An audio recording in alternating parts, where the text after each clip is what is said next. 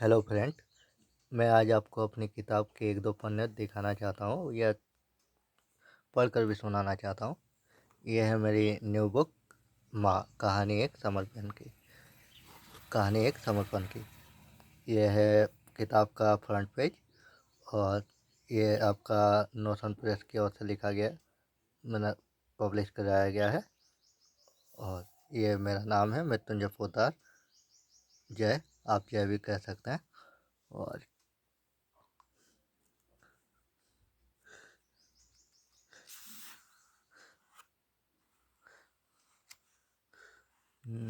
थोड़ी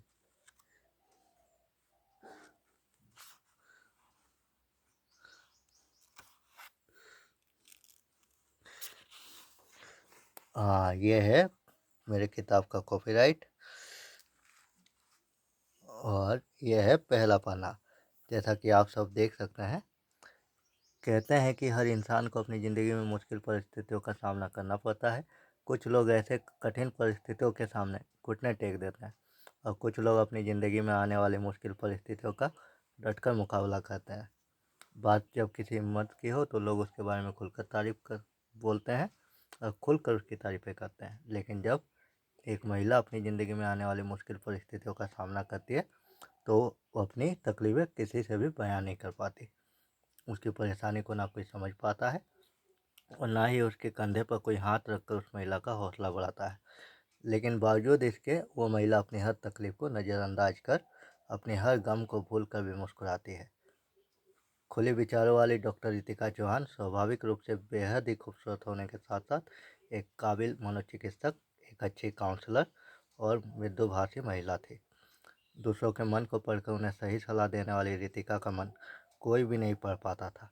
मुंबई जैसे अमीरों के शहर में वो खुद का आलीशान बंगला और अपनी अच्छी बैंक बैलेंस होने के बावजूद भी डॉक्टर रितिका चौहान अविवाहित थी। एक अकेली महिला को लेकर जब समाज के लोगों में ये धारणा बनी हुई है कि एक औरत को अपनी संपूर्ण जीवन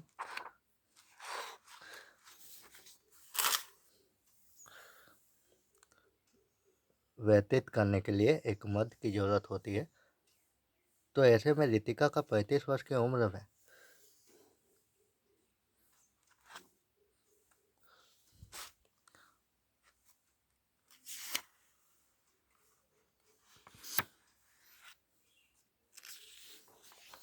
अविवाहित रहना आश्चर्य की बात थी।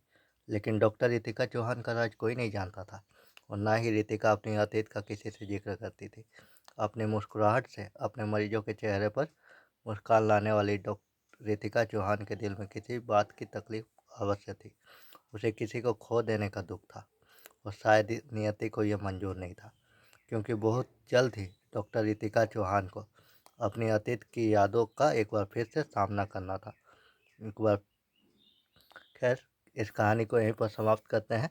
बहुत ही इंटरेस्टिंग स्टोरी है और मेरी आप सबसे रिक्वेस्ट है कि आप इस किताब को पढ़ें और ये जानने का प्रयास करें कि डॉक्टर रितिका कौन थी, उनके लाइफ में ऐसा क्या हुआ था जो आप सबको जानना चाहिए।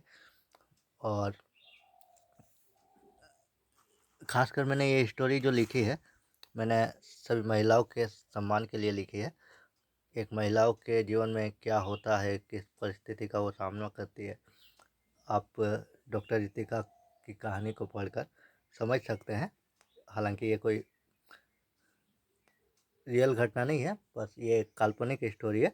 फिर भी हो सकता है इस तरह के मिलती जुलती घटना किसी के जीवन में हुआ हो। तो प्लीज़ प्लीज़ प्लीज़ आप सब इस स्टोरी को पढ़ें। और इसके अलावा मैं आप सबको अपना बायोग्राफी अपने बारे में भी बताना चाहता हूँ। ये देखिए, ये है मेरा स्टोरी। मैं मृत्युंजय पोद्दार झारखंड राज्य का रहने वाला हूँ। बचपन से अपनी दोनों टांगों से विकलांग होने के कारण चलने फिरने में असमर्थ हूँ। जीवन की शुरुआती दिन काफ़ी अच्छी रही, लेकिन बदलते समय के साथ मुश्किलों का दौर शुरू हो गया। हर दिन ये सोचता था कि अगली सुबह क्या होने वाला है। पता नहीं अगली सुबह मुझे किस प्रकार की चुनौतियों का सामना करना पड़ सकता है।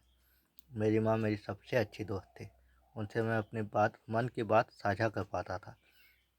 लेकिन माँ के गुजरने के बाद ऐसा लग रहा था कि मैंने अब जैसे जैसे मैंने अपनी बेस्ट फ्रेंड को खो दिया था। 18 साल की उम्र में जब मुझे इस बात का एहसास हुआ कि मुश्किलों से लड़ना ही मेरी नियति में लिखा है, तब मैंने पूरी शिद्दत से अपने जीवन में आने वाले हर कठिन परिस्थितियों का सामना किया। शब्दों में तो देवी सरस्वती जी का वास होता है, और यही वजह है कि मैंने किताब लिखना शुरू किया, क्योंकि यही मेरा अपने कर्म के प्रति सम्मान था और मेरी सच्ची पूजा भी।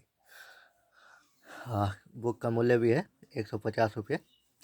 आप सबसे रिक्वेस्ट है कि आप सब ज़्यादा से ज़्यादा इस बुक को पढ़ें और मेरा सपोर्ट करें। और नहीं, यहाँ तक कि मेरा ही नहीं बल्कि आप उन हर महिलाओं के जीवन का भी सपोर्ट करें, सम्मान करें, जो अपने जीवन में किसी न किसी प्रकार से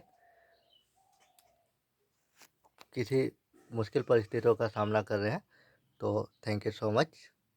और एक बार फिर से अनुरोध है, आप मेरी बुक को अवश्य पढ़ें।